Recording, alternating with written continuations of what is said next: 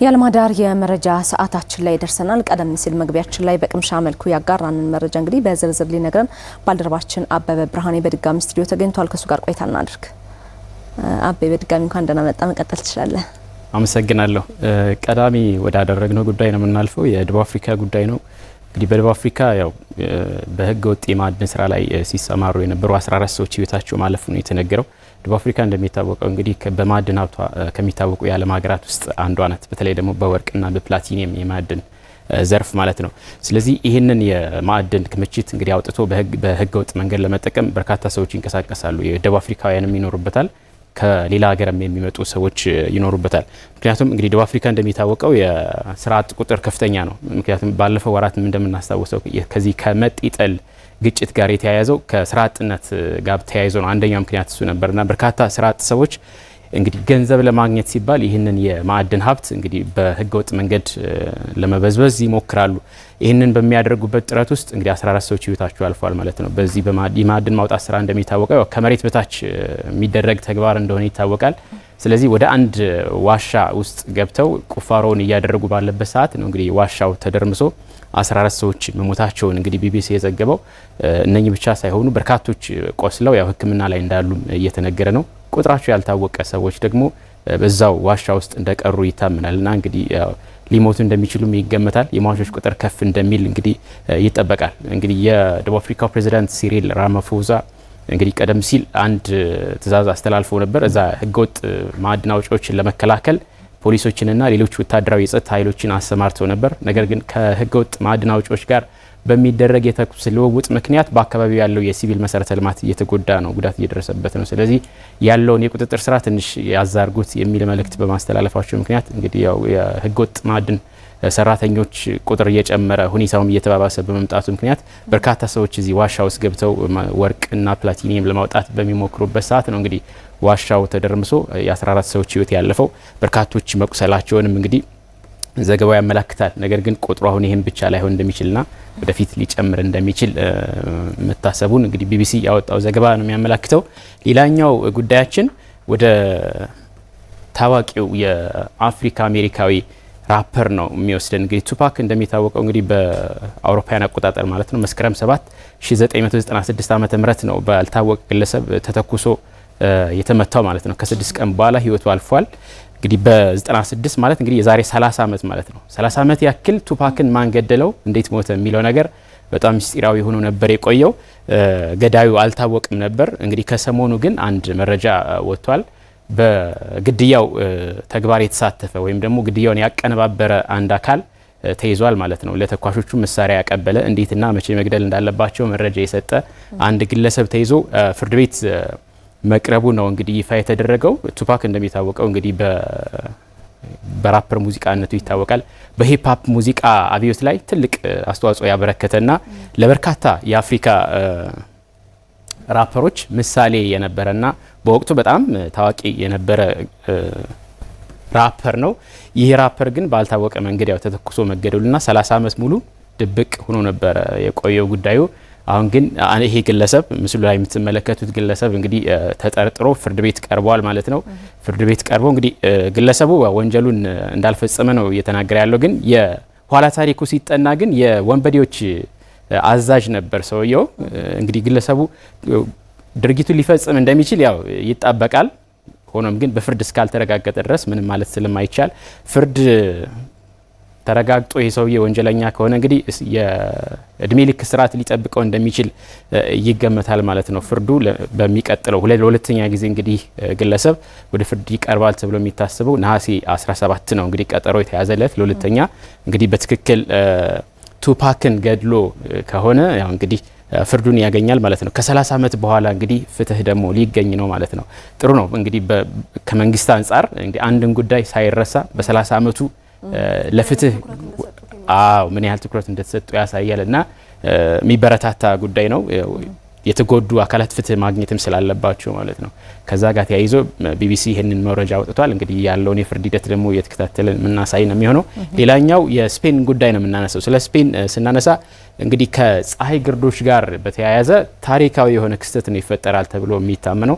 እንግዲህ የፀሐይ ግርዶሽ የሚፈጠረው ምንድነው? እንግዲህ አስትሮኖመሮች እንደሚሉት ወይም የስነ ፈለክ ተመራማሪዎች እንደሚሉት ጨረቃ በመሬትና በፀሐይ መካከል ስትሆን ነው ግርዶሽ የሚፈጠረው። ምክንያቱም በመሀል ስትገባ ጨረቃ የፀሐይን ብርሃን ትከልላለች፣ ወደ መሬት የሚደርስ ብርሃን አይኖርም። በዚህ ምክንያት ግርዶሽ ይፈጠራል። ግርዶሽ አዲስ ጉዳይ አይደለም። አዲስ የሚያደርገው ግን ግርዶሹን ሙሉ ሲሆን ነው። ሙሉ ግርዶሽ ማለት ሙሉ ጨለማ ነው የሚከሰተው። ከዚህ በፊት ግማሽ ግርዶሽ ነው የሚከሰተው፣ ወይም ደግሞ የእሳት ቀለበት የሚባለው አይነት ግርዶሽ ነው የሚከሰተው። በስፔን ግን የሚከሰተው ዛሬ ነው ይከሰታል ተብሎ የሚጠበቀው ሙሉ የሆነ ግርዶሽ ነው፣ በአጠቃላይ በስፔን ማለት ነው። በሌሎች የአውሮፓ ሀገራት ደግሞ ግማሽ የሆነ ግርዶሽ ይፈጠራል ተብሎ ይታመናል። ይህን ግርዶሽ ምንድነው ለየት ያደረገው የሚለው ነገር ነው። ዋናው ጉዳይ ምንድነው?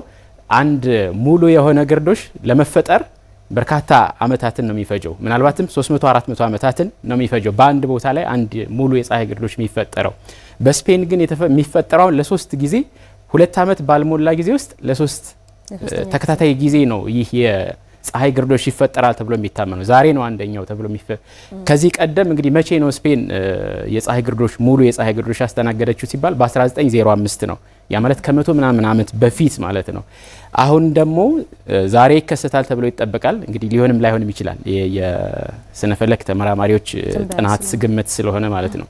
ዛሬ እንጠብቃለን ይከሰታል ተብሎ ግን በሚቀጥለው አመት ደግሞ ተመሳሳይ ሙሉ የፀሐይ ግርዶሽ እንዲሁ ነሐሴ ወር ላይ እንደሚከሰት ይጠበቃል። ይሄ ነው ልዩ የሚያደርገው ነገር። ምክንያቱም አንድ የፀሐይ ግርዶሽ እንዳልኩሽ ከ350 አመት እስከ 400 አመት ይፈጃል አንድ ለማየት አንድ ቦታ ላይ ይህን ሙሉ የፀሐይ ግርዶሽ። በስፔን ግን ለ3 ተከታታይ ጊዜ በ2028ም እንዲሁ 3ኛ ጊዜ እንደሚከሰት ነው የሚጠበቀው። ስለዚህ ይሄ ነገር ልዩ ያደርገዋልና እንግዲህ በስፔን ይህ የፀሐይ ግርዶሽ ይከሰታል ወይስ አይከሰትም የሚለውን ነገር ደግሞ የምናየው ነው የሚሆነው። አውሮፓ ውስጥ እንግዲህ ዘመናዊ የአውሮፓ ታሪክ ተብሎ በሚታሰበው ጊዜ ውስጥ የፀሐይ ግርዶሽ ሙሉ የሆነ የፀሐይ ግርዶሽ እስካሁን ተከስቶ አያውቅም። ዛሬ ነው ይታያል ተብሎ የሚታመነውና ይሄ ነገር የፀሐይ ግርዶሹን ልዩ እንዳደረገው ዘገባዎች ያመላክታሉ። ሌላኛው የዶናልድ ትራምፕ ጉዳይ ነው። ዶናልድ ትራምፕ እንግዲህ ከወራት በፊት በኔቶ በነበረው ስብሰባ ቱርክ አንካራ ላይ በተደረገው ስብሰባ መሳተፋቸው ይታወቃል።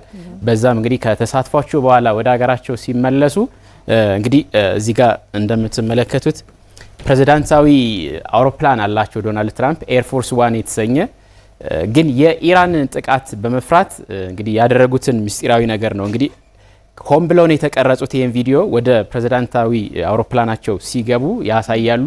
ከዛ ግን በጀርባ በኩል ባለው የአውሮፕላኑ መውጫ መስመር በአየር ማረፊያው የምግብ ማመላለሻ መኪና ተጭነው ወደ ሌላ አውሮፕላን ተዘዋውረው በምስጢር እንደገቡ ነው የሚነገረው። ይህን ምስጢር ግን ከመካከላቸው አብዛኞቹ አያውቁም።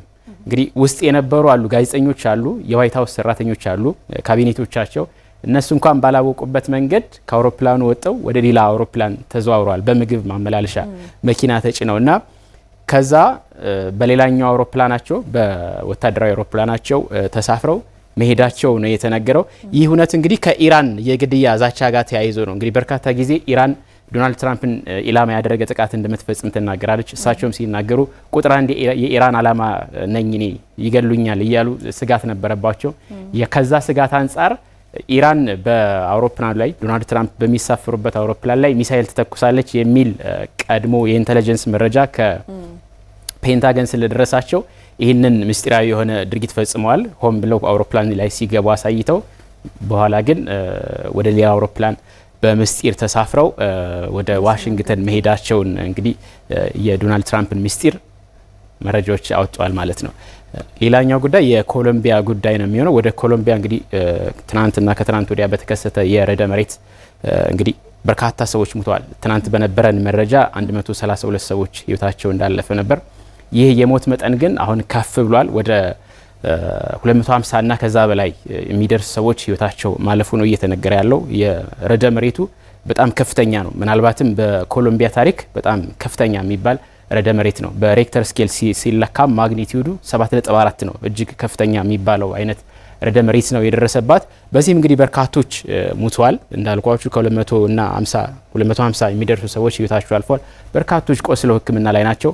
አብዛኞቹ ደግሞ ፍርስራሽ ውስጥ እንዳሉ ይጠበቃል እና የሟቾች ቁጥር አሁንም ሊጨምር እንደሚችል እየተገመተ ነው። የተባበሩት መንግስታት ድርጅትም የተሰማውን ጥልቅ ሐዘን በርዕደ መሬቱ እየገለጸ ነው። ርዕደ መሬት እንግዲህ ዓለማችንን በጣም እያስቸገራት ነው። እንግዲህ እነ ቬንዙዌላን እንግዲህ በቅርቡ እናስታውሳለን። በርካታ በሺዎች የሚቆጠሩ ሰዎች ህይወታቸው ያለፈበት አሁንም ደግሞ እዛው አካባቢ ይሄ ተከስቷል ማለት ነው። የመሬት መንቀጥቀጡ የሚገርመው ከመሬት በታች 103 ኪሎ ሜትር ላይ ነው ርዕደ መሬቱ የተነሳው። 103 ኪሎ ሜትር በጣም እጅግ ርቀት አለው። ግን ከላይ ወጥቶ ምን ያህል ጉዳት እንዳደረሰ ማየት ይቻላል እና አደጋው ከተፈጠረበት እስከ 200 ኪሎ ሜትር ርቀት ድረስ ሌላ ጉዳት አድርሷል እና ከባድ የሆነ የመሬት መንቀጥቀጥ ነበር። ሌላኛው መረጃችንና የመጨረሻው የሚሆነው እንግዲህ በኢራኑ የሚደገፈው የየመን ታጣቂ ቡድን ሁቲ ቀይ ባህር አካባቢ በሚንቀሳቀሰው የባብል መንደብ ተብሎ የሚጠራው የመርከቦች መንቀሳቀሻ ወሽመጥ ነው።